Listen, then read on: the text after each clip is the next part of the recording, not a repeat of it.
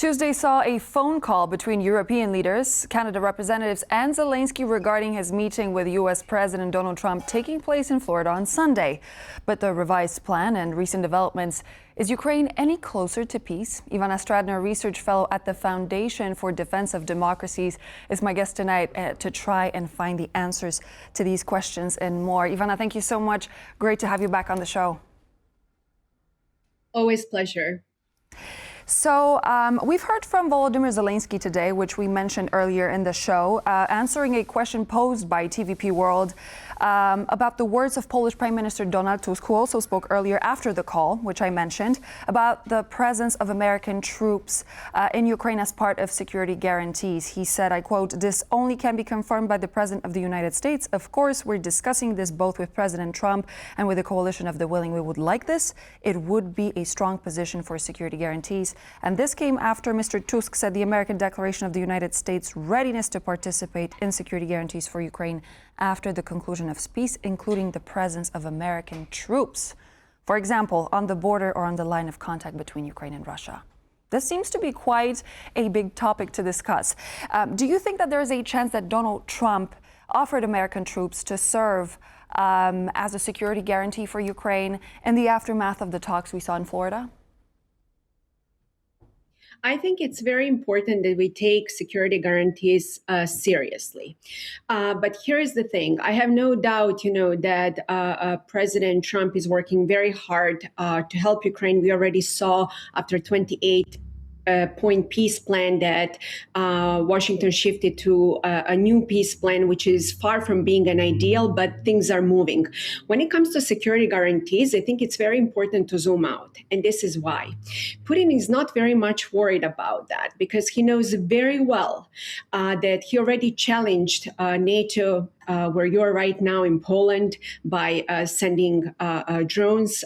There was cutting sea cables. And with all due respect, what did the West do? Send one more statement, we are greatly concerned. So that's precisely why I'm not worried that Putin is worried about security guarantees because he will test red lines. But here is a caveat.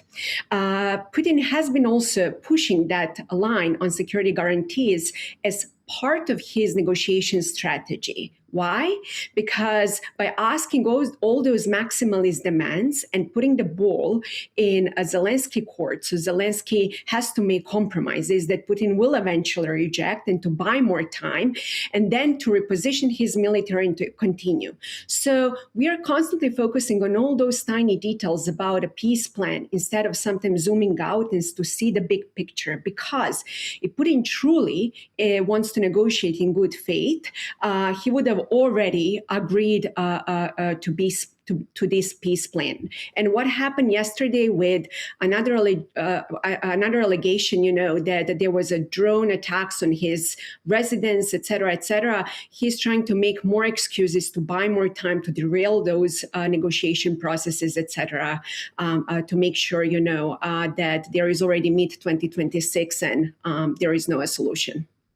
Yes, the case of having the Federation's Ministry of Defense saying that there were 91 drones that hit, that were aiming at the private residence of Vladimir Putin. Meanwhile, having 47 before, this is something that it's quite a discrepancy. To put it simply. So what do you think is going to happen next? Because you talked about how we have to zoom out. If Putin is playing for time and he's not willing at any point in time to come to the peace, to come and discuss the peace at the table, where do we stand with this? How much longer is Ukraine going to wait? Because we do see that there are certain losses on the Russian side as well. So he's playing for time, but how much longer? You're absolutely right. Two things. Let's first discuss this whole thing about drones. I'm still waiting for the evidence coming from the Kremlin. I haven't seen any of that. But the reason is why he has been doing that. Is it a new false flag to derail negotiations? And then, to put again blame on Ukraine and then to claim, well, we cannot negotiate under those conditions. But all we have to understand is that words are cheap. And just look how Russia has been attacking Ukraine over the past few days to send a very clear message. To go back to your point, you're absolutely right that Russia is having tremendous losses. And there are a lot of reports that by the end of 2026, Russian economy is going to be in a significantly even worse situation than where it is right now. So what is Putin hoping for? Russian economy is already a war economy. Putin is not interested in bringing all those people on the front lines back, to a society. So what he needs right now, two things: to buy more time, to make sure that he can reposition his military and eventually to continue. But how that might happen? By two things: making sure that President Trump becomes tired of this negotiation process and gives up, and then put a ball in Europe's court. And Europe is neither willing nor able to help Ukraine on its own.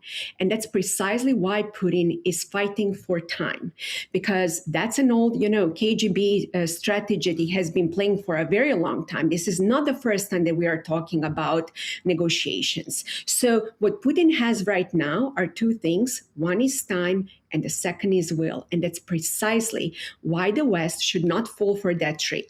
Three things: we still have options to push Russia with sanctions. We still have not exhausted all those possibilities. Second thing, we should not move out of the negotiation table the possibility of send long-range missiles and other things to put Russia on the defensive. And to tell Putin, if you continue, we also can put you on the defensive. And the third pillar, which is extremely important: why is Russia sending his economic envoy to push, for negotiations with the United States by pushing economic development? Why? Because Putin understands very well that President Trump is first and foremost a businessman. He loves to talk business. And by pushing all those things, who cares about Ukraine? We have to be par on par, great powers working together, making like economic developments. That's an old KGB trick that we should absolutely not fall for that. So that's the third pillar where you should absolutely not consider, as of right now, to lift sanctions or to pursue economic cooperation with Russia. So what about Ukraine? Because we spoke about Russia, we spoke about the losses. We know that they're increasing. The BBC has published a report as well on Russian losses, showing that Russia is losing more and more over time. Not only soldiers, but also when it comes to the sanctions, it's also losing a lot in terms of economy. But what about Ukraine? Do you think we're getting to a point where Ukrainians are going to say, where the Ukrainian officials will give up something that they did not want to give up before to be able to bring this war to an end? I think people in Ukraine are also very tired of war. And I think they also want this peace. And that's precisely why President Zelenskyy has made certain concessions, whether related to NATO, joining NATO, whether related to territory concessions. And I can go on and on. So it's not that Ukraine is not willing to make certain concessions. Here, the only problem that we have that even if President Zelenskyy makes all those concessions, whether that will be enough for Putin, that's the puzzle here, not whether Ukraine is willing and happy to put an end to this brutal war. Just before we go, because I know that unfortunately our time is coming to an end, I wanted to ask about the perspective of the Russian civilians, because according to Levada Center, they published a poll in December talking about Russian attitudes towards the war. And according to that, proportion of Russian citizens who consider it necessary to continue hostilities against Ukraine has decreased to 25%, which is the lowest figure since the beginning of the full-scale invasion. Do you think that Russians are tired of the war already, and the economic situation that is the consequence of what's happening on the battlefield? If history is any indication, people in Russia wants to see Russia again, as an imperialist, big country, great power. But here is the thing: nobody likes a loser, and they are not upset at Putin that he's waging this war. They're upset that Putin is not winning. And even though people in Moscow or St. Petersburg are not facing all those difficulties, like in some other parts of Russia, people are increasingly dissatisfied. But that leads me to the next point, which is the Russian economy is already a war economy. And there are so many people who will eventually have to be reintegrated back to the society. And Putin is not willing to do that. And my last point is, in any authoritarian regime, such as Russia, Putin doesn't care about individuals. He is willing and able to sacrifice everyone to remain in power and to maintain, his imperialistic goal. So pride, unfortunately, is going to cost Russia a lot. A very grim point to make, but unfortunately this marks the end of our program. Ivana, thank you so much for joining me. Ivana Stradner, Research Fellow at the Foundation for Defense of Democracies, was my guest. Thank you so much. Thank you. Happy New Year, and I hope in 2026 I will deliver some better news. Happy 2026 to you too, and hope to see you back in the new year. Thank you. And so this would be all for now here on World News Tonight. Thank you so much for joining me on the program. I'm Klaudia, Czerwińska, and I hope to see you back for more news and features here on TVP World in just a moment.